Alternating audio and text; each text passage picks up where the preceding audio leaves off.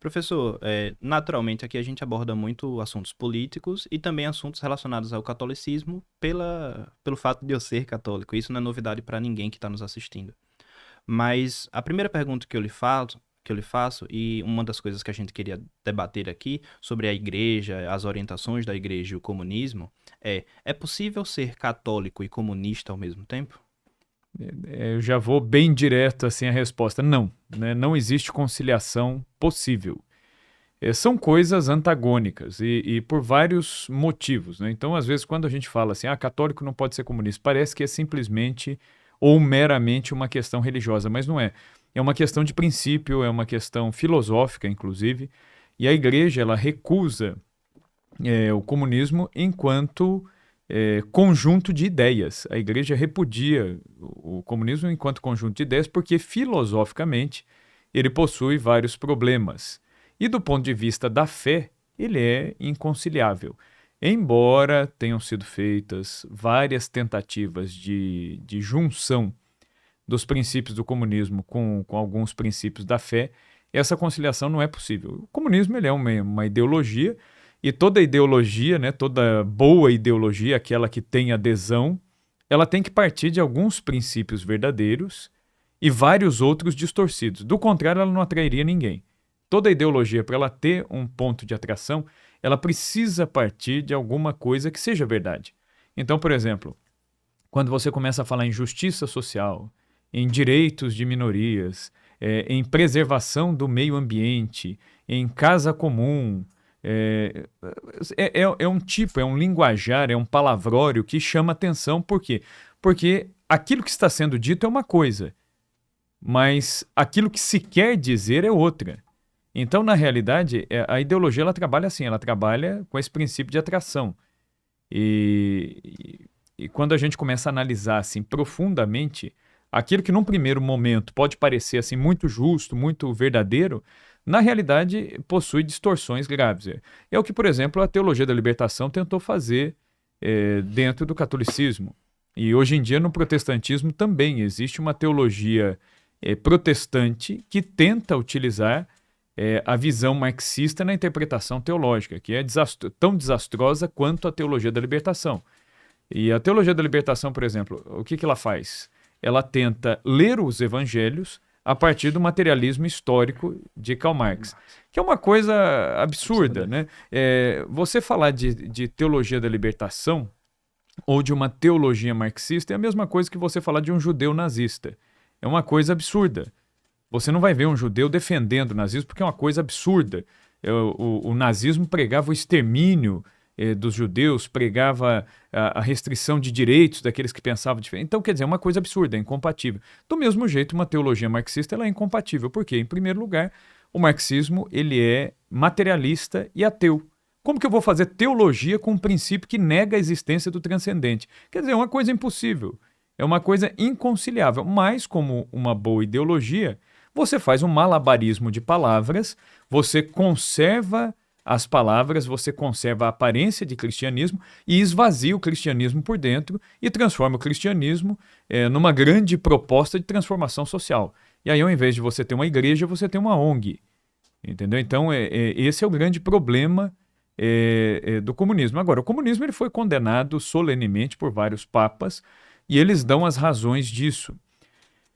Eu acredito assim que de todas as encíclicas sociais, aquela que resume, é a primeira delas, a mais articulada e a que resume todas as outras é a Rerum Novarum do Leão XIII.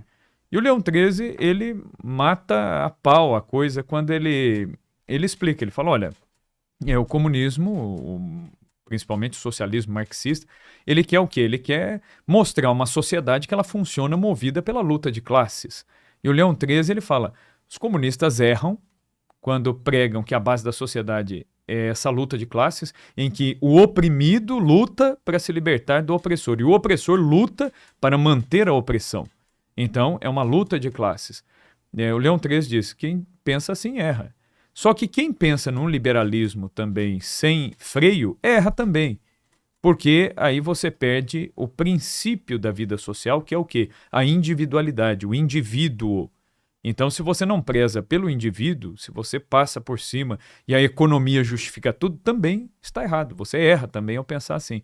E aí o que o Leão XIII ele propõe? Não uma luta, ele fala isso na Rerum Novarum, não uma luta de classes, mas uma concórdia de classes, em que aquele que é operário e às vezes não tem nem os meios e nem os dons naturais necessários para produzir ou para empreender e gerar emprego e gerar renda, então que esse sujeito ele trabalhe bem, mas que ele receba um salário justo. E aquele que emprega, que pague um salário justo, porque um dos pecados que clamam aos céus é não pagar um salário justo. Então, quer dizer, a doutrina social da igreja é a via intermediária. Em termos de sistematização política dessa doutrina social da igreja, talvez a melhor proposta tenha sido a proposta de 2 autores católicos, que foram justamente o Chesterton e o Belloc, os 2 amigos ingleses aí, que propuseram o distributismo. O distributismo de Chesterton, ele pega a doutrina social da igreja e traduz a doutrina social da igreja para a vida política. Eu costumo dizer, se você quiser agradar a uma parte das pessoas que estão na igreja, você vai pela teologia da libertação, que é uma leitura totalmente marxista que muita gente já está acostumada a ela. Você vai agradar muita gente. Se você quiser fazer uma leitura liberal do catolicismo, você vai agradar muita gente. Agora, se você quiser apanhar de liberal e comunista, é só defender a doutrina social da igreja. Por quê? Porque ela é essa via intermediária que não usa como base, como norma de interpretação da realidade, a economia e a política. Porque, na verdade, comunismo e liberalismo selvagem são faces da mesma moeda.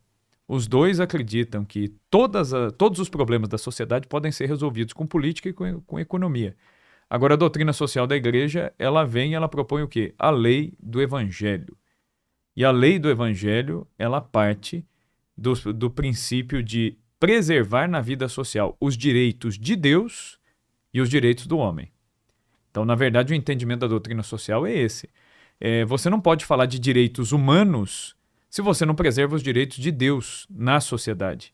Porque o ser humano ele não pode ser feliz sem Deus.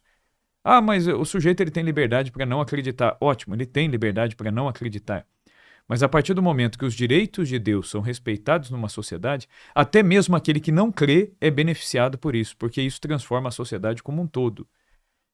Mas como que isso pode ser feito? Através da lei da caridade.